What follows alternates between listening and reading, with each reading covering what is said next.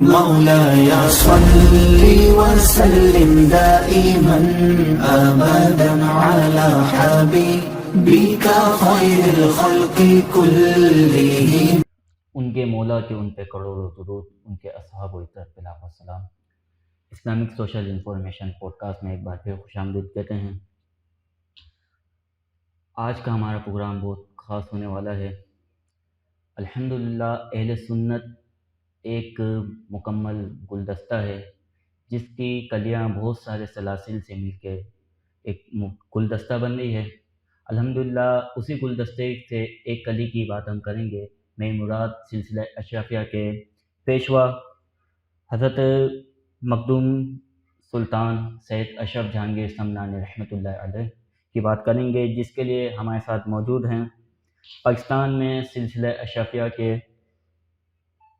سب سے بڑے مرکز درگاہ اشرفیہ کے نمائندے اور چشم و چراغ حضرت مخدوم سمنانی کے اولاد حضرت مخدوم زادہ سید مکرم اشرفی الجیلانی۔ السلام علیکم ورحمۃ اللہ وبرکاتہ۔ وعلیکم السلام کیا ورحمۃ حضور آپ اللہ۔ خیریت سے؟ الحمدللہ اللہ کا حضور سب سے پہلے تو آپ کا شکر گزار ہوں، آپ نے اپنی مصروفیات میں سے ہمیں وقت دیا۔ حضور آپ اجازت دے دوں سوالات کا آغاز کریں؟ جی۔ حضور پہلا سوال، حضرت مخدوم سمنانی رحمۃ اللہ علیہ کا تعارف بیان کریں۔ بسم اللہ الرحمن الرحیم۔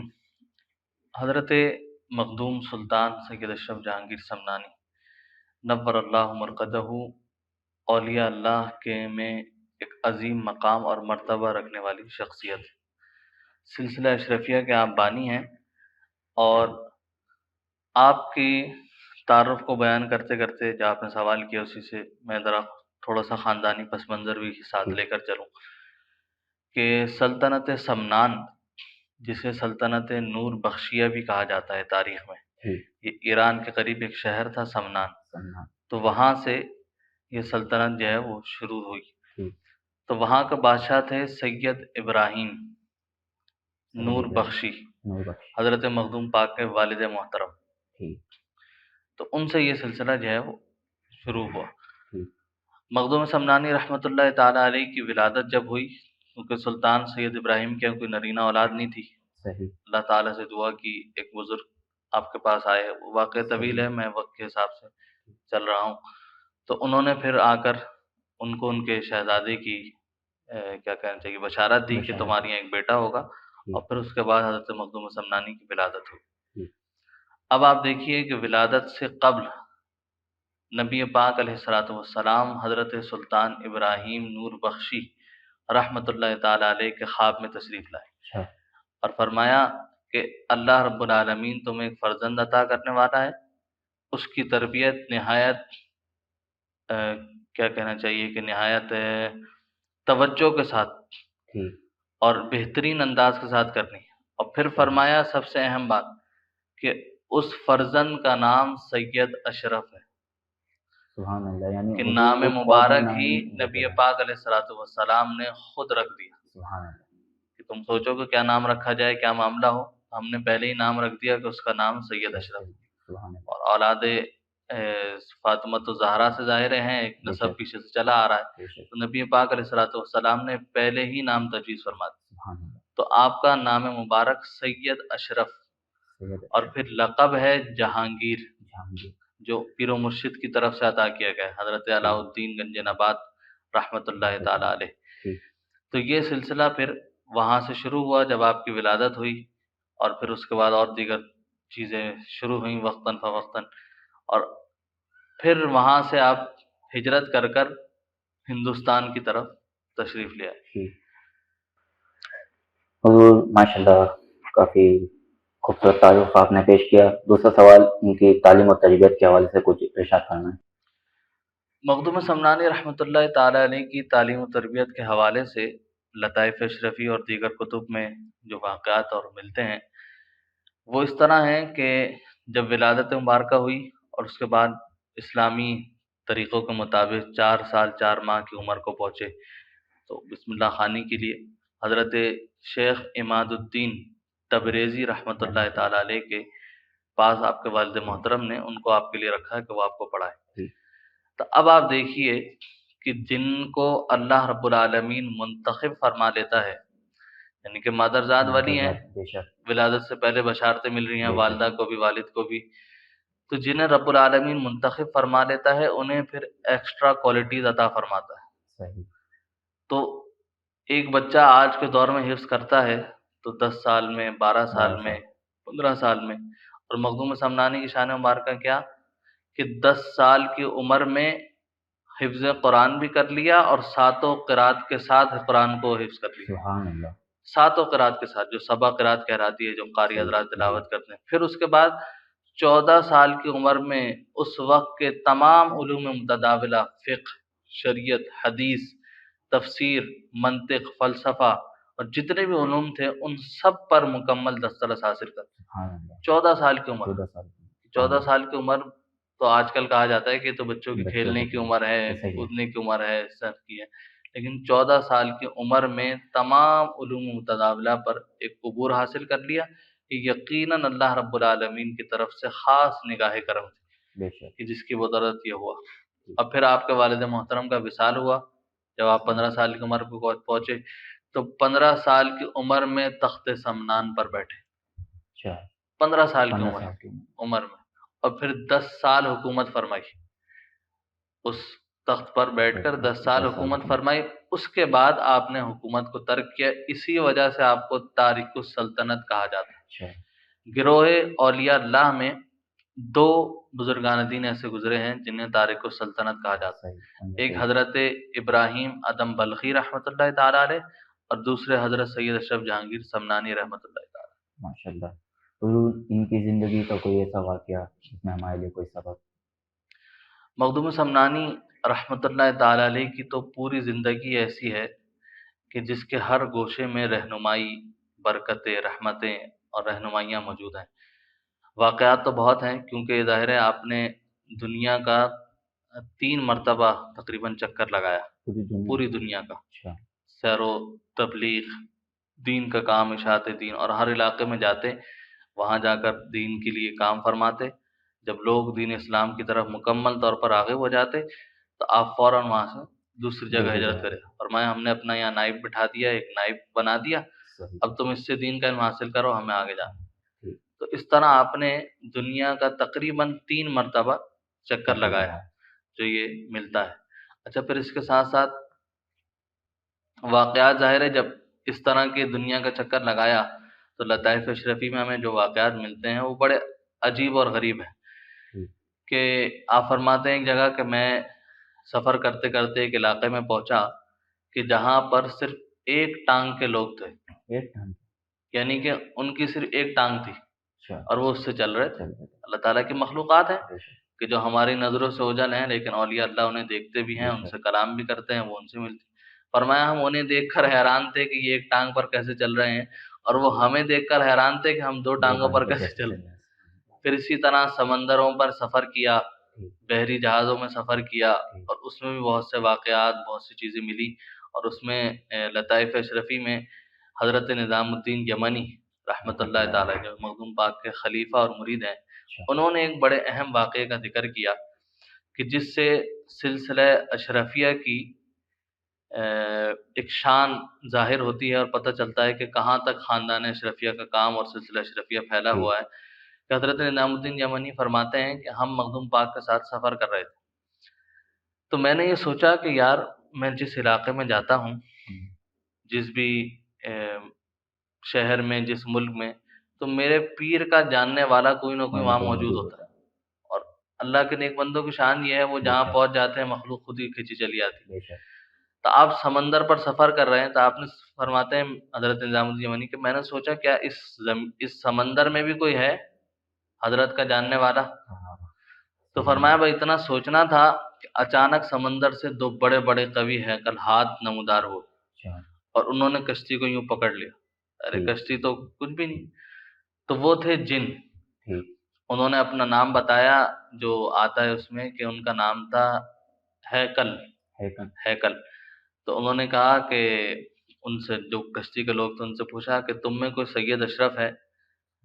تو حضرت نظام الدین یمنی دیکھ کر دنگ رہ گئے۔ پہلے تو سب تھوڑا سا محسوس ہوا، خوف سا کہ بھئی اتنا بڑا آدمی سمندر سے نکلے اور ایک دم پکڑ لے کشتی کو روک دے. تو انہوں نے کہا ہاں ہمارے پیر و مرشد سید اشرف جہانگیر سمنانی بھی اسی بحری سفر میں سفر کر رہے ہیں. تو انہوں نے کہا حضرت ہیکل جو جن تھے، جو مسلمان جن تھے، تو انہوں نے یہ کہا کہ ہمارے پیر و مرشد، یعنی کہ وہ جن ہیں، انہوں نے اپنی طرف مخاطب کیا کہ ہمارے پیر و مرشد حضرت در البحر اشرفی، جو سمندر کی تہ میں ایک شہر ہے کہ جس کا نام ہی مدینۃ الاشرف ہے. اچھا، اس کا نام ہی مدینۃ الاشرف ہے. تو وہ وہاں کے بادشاہ ہیں جن کا نام ہے در البحر، اور وہ حضرت مخدوم سمنانی کے مرید بھی ہیں اور خلیفہ بھی ہیں. سبحان اللہ. تو انہوں نے فرمایا کہ میرے پیر و مرشد کی سواری گزر رہی ہے، جاؤ اور میرا سلام پہنچا کر آؤ. سبحان اللہ. تو میں وہ سلام پہنچانے کے لیے آیا. سبحان اللہ. تو اس سے پتہ چلتا ہے کہ سلسلہ اشرفیہ جو ہے مخدوم سمنانی کے روحانی تصرفات وہ سمندر کی تہ تک موجود ہے، کہ انسان تو انسان، جنہوں نے بھی ان سے فیض حاصل کیا. اسی لیے حضرت شیخ عبدالحق محدث دہلوی رحمۃ اللہ تعالی علیہ نے اخبار الاخیار میں فرمایا کہ مخدوم سمنانی کا نام جنوں کو بھگانے کے لیے کافی ہے. سبحان اللہ. اگر ان کا نام لے لیا جائے تو جن خود بخود فرار ہو جاتا. کیا شان ہے. یعنی سلسلہ اشرفیہ زمین پہ تو زمین، سمندر کے اندر بھی موجود ہے. سمندر کے اندر ہی ہوا ہے. اچھا حضور، ان کا وصال کب ہوا تھا اور کہاں ہوا تھا، اس بارے میں کچھ گفتگو؟ آپ کے پیر و مرشد حضرت علاء الدین گنج نبات رحمۃ اللہ تعالی علیہ نے وہ مقام آپ کو دکھایا تھا کہ جہاں پر آپ کا آخری آرام گاہ بننی تھی. تو جب آپ سفر کرتے تھے تو اس مقام کو تلاش کرتے تھے کہ بھئی وہ مقام کیا ہے. تو جو مقام آپ نے آپ کو زیارت کرائی تھی آپ کے پیر و مرشد حضرت علاء الدین گنج نبات رحمۃ اللہ تعالی علیہ، ان کا مدار مبارک جو ہے نا بنگال میں ہے. بنگال میں حضرت علاء الدین گنج نبات رحمۃ اللہ تعالی علیہ. تو انہوں نے جو مقام دکھایا تھا وہ ایسا تھا کہ ایک ٹیلا تھا، اس کے ایک طرف پانی تھا اور ایک طرف خشکی تھی. تو فرمایا سید اشرف تمہارا جو آخری مدفن اور خانقاہ بنے گی وہ یہاں ہوگی. تو جب بھی آپ سفر پر ہوتے، ساری زندگی سفر تبلیغی کی، تو اس کے بعد اس مقام کو تلاش کرتے. تو ہوتے ہوتے آپ انڈیا میں، فی الحال جو اس وقت انڈیا ہے اس وقت ہندوستان جو کہلاتا تھا، تو وہاں پر اجودھیا کے قریب بابری مسجد سے قریب یہ جگہ ہے احمد آباد، اور پھر احمد آباد کے بعد ہے لکھنؤ اور کچوچے شریف. تو وہ جگہ جو تھی اسے اس وقت جو ہے وہ کسی اور نام سے پکارا جاتا. مخدوم سمنانی جب وہاں پہنچے اور ٹیلا دیکھا آپ نے تو فرمایا ہاں پیر و مرشد نے یہی جگہ فرمائی تھی. لیکن اس جگہ پر جو تھا وہ ایک ہندو پنڈت اور ان کا وہ کیا کہنا چاہیے ایک جادوگر تھا جو رہتا تھا. تو آپ نے اپنے مرید کو بھیجا، فرمایا جاؤ اور جا کر یہ جگہ خالی کرو. اس سے کہنا یہ ہماری جگہ ہے اور ہمیں یہاں پر بھیجا گیا. تو اتنے عرصے سے تھا، اس نے کہا میں کیوں جاؤں. اس نے آپ کے مرید کے جسم پر چونٹیاں چھوڑ دیں جادوگر کا. تو مخدوم سمنانی نے دور بیٹھے تھے، وہ ٹیلا اوپر تھا کافی، وہیں سے جیسی مرید نے پکارا آپ نے وہیں سے پانی کی چھینٹیں ماری، وہ سارا اس کا جادو سلب کر لیا. اور پھر اسے اپنا مرید کیا، اس ہندو کو مسلمان کیا، اپنا مرید کیا، سلسلہ اشرفیہ میں داخل کیا، اور پھر آپ کی نگاہ کرم سے ولایت کی منازل کو بھی طے کیا اس نے. تو یہ سارا سلسلہ پھر اس میں رہا. پھر جب آپ وہاں پہنچے آپ نے اس جگہ کو صاف کرایا، پاک کرایا، وہاں خانقاہ تعمیر کی، مسجد تعمیر کی، خانقاہ بنائی اور اپنا حجرے بنائے. فرمایا اپنے حجرے کے لیے فرمایا اس کا نام ہے وحدت آباد. مریدین کے خلفاء کے حجرے بنائے، فرمایا اس کا نام ہے کثرت آباد. اور اس پورے علاقے کا نام ہے فیض آباد یا روح آباد، دو نام ملتے کہ اس پورے علاقے کا نام. پھر وہ کچوچے شریف جو ہے وہ وہاں سے جو ہے وہ مشہور ہوا، اور آج ہر عام و خاص اس علاقے کو مخدوم سمنانی کی وجہ سے جاننے اور پہچاننے والا ہے.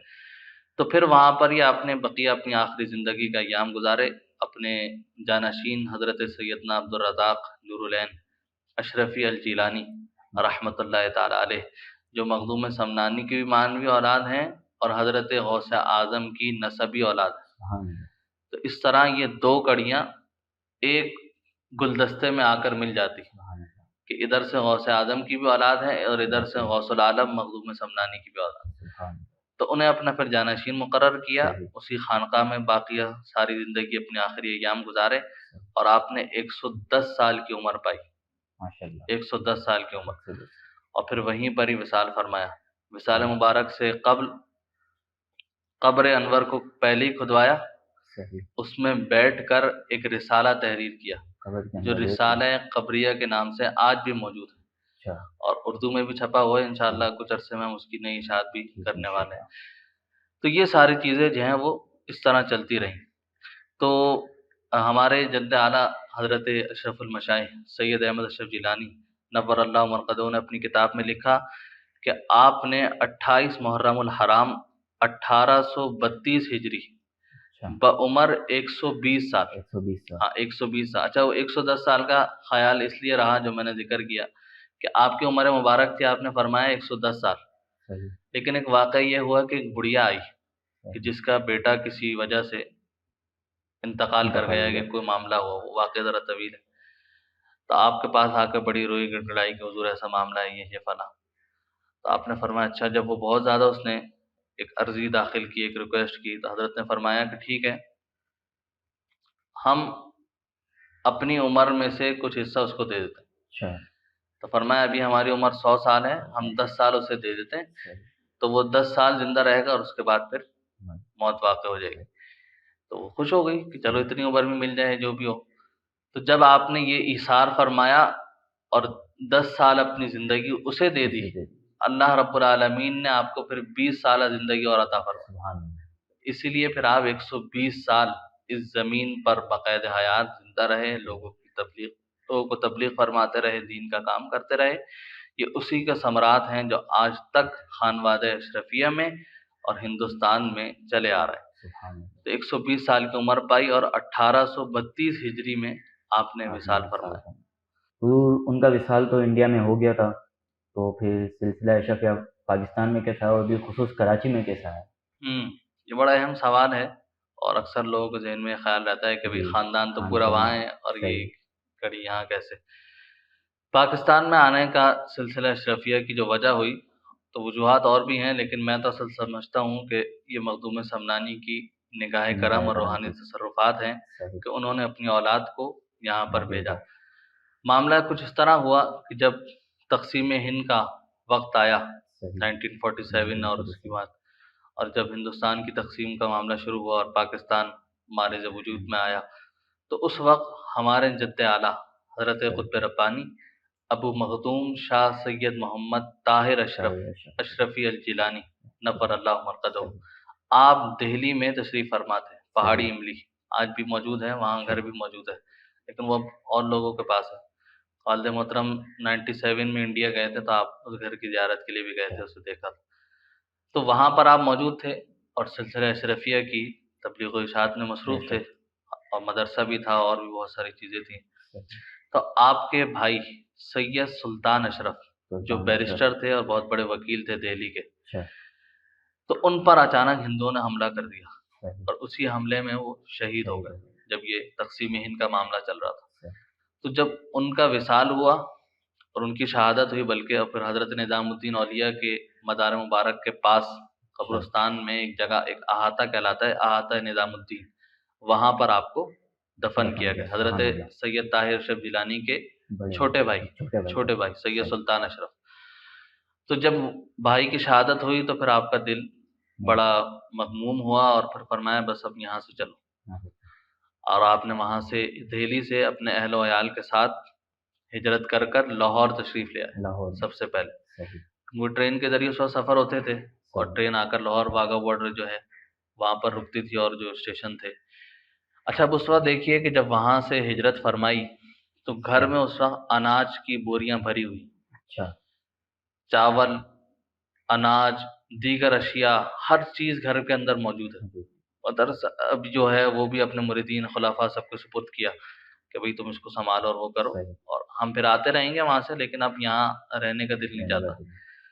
اناج ہر چیز کو وہیں پر چھوڑ دیا، سب چیز کو وہیں پر رکھ دیا، فرمایا خاندانی کتب، دینی کتب اور خاندانی تبرکات صرف انہیں اٹھا لو اور ساتھ لے کر چلو، اگر یہ آج ضائع ہو گئے تو پھر یہ واپس نہیں مل سکتے۔ فرمایا اناج ہو، جو کچھ ہو، وہ سب بعد میں مل جائے گا۔ اللہ رب العالمین عطا فرمانے والا ہے وہ سب عطا کر، لیکن یہ کتب آج ضائع کر دیں، یہ تبرکات ضائع کر دیے تو یہ دوبارہ نہیں ملے۔ آج بھی آپ کی وہ کتب لائبریری میں درگاہ اشرفیہ میں موجود ہیں، جو اس وقت آپ وہاں سے لے کر آئے، وہ مخطوطات اور دیگر چیزیں جو ہیں۔